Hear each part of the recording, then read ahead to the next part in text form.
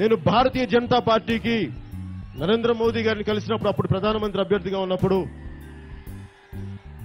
అలాగే తెలుగుదేశం ప్రభుత్వం పార్టీకి సహాయ సహకారాలు అందించినప్పుడు, ఆ రోజున నన్ను మెయిన్ స్ట్రీమ్ పత్రికలు కానీ చాలా మంది కానీ మిమ్మల్ని అందరినీ చాలా మెచ్చుకున్నారు. పవన్ కళ్యాణ్ అభిమానులు, జనసేన కార్యకర్తలు, సమాజానికి ఉపయోగపడేవాళ్ళు,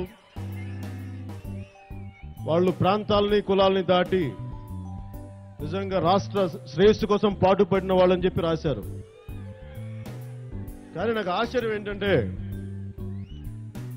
మనం ఒక పార్టీ ప్రభుత్వం వచ్చాక ప్రభుత్వ పనితీరులో 2-3 తప్పులు ఉంటాయి. అన్ని సవ్యంగా ఎందుకు ఉంటాయి? ప్రజలకు ఇబ్బంది కలిగించే పనులే ఉంటాయి.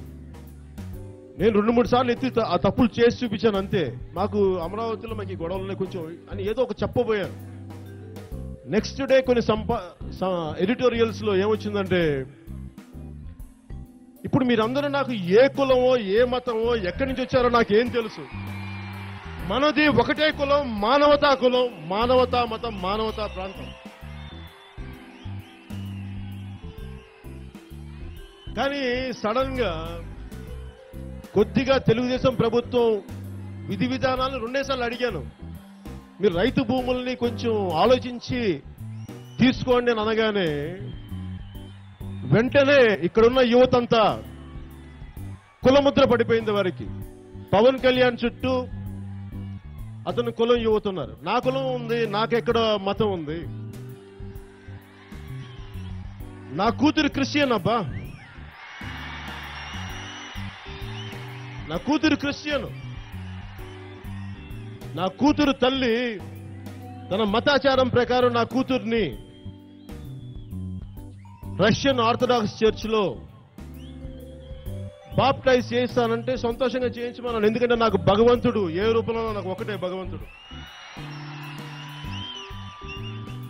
నేను పుట్టింది హిందూ ధర్మంలో పుట్టాను, హిందూ మతంలో పుట్టాను, హిందూని పూజిస్తాను. నా కూతురు క్రిస్టియానిటీని పుట్టింది, జీసస్ని పూజిస్తుంది.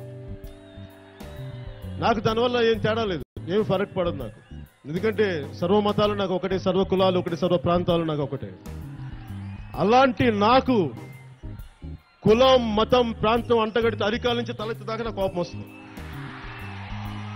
మీరు నన్ను ఏదైనా అనండి, కానీ నాకు కులం గాని మతం గాని ప్రాంతం చేస్తే నేను వేరే వ్యక్తిని.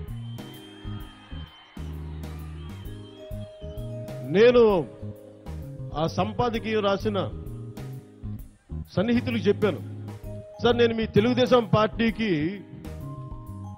భుజం కాసినప్పుడు మీకు నా కులం గుర్తు రాలేదు, 2 మాటలు అనగానే మీకు నా కులం గుర్తు వచ్చేసిందా? అలా ఎలా రాశారు సార్ అని.